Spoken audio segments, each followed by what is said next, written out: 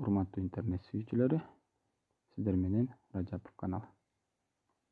Бул чыгарылышта биз килограмм менен берилген массаны тоннага айландыруучу программа түзөбүз.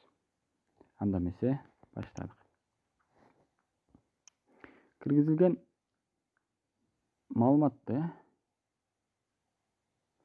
бүтүн сандар тибине айлантуу үчүн int функциясын колдонуп, аны n өзгөрүлмөсү менен баралап алдык. Эми ушул n өзгөрүлмөсүн пайдаланып,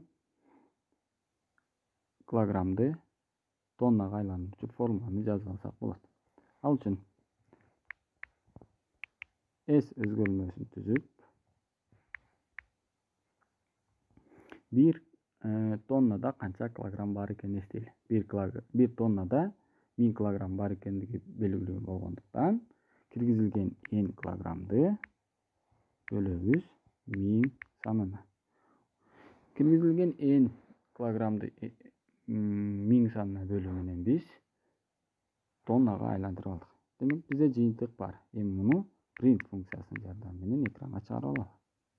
S тонна.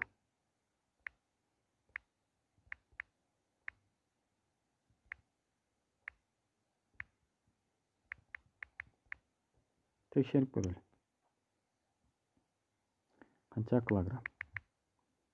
2000 килограмм. Демек 2 тонна. Программабыз туура иштеп жатат. Ушуну менен бүгүнкү сабак аягына келип жетти. Келесі сабакта амандашканча сак саламатта калыңыздар.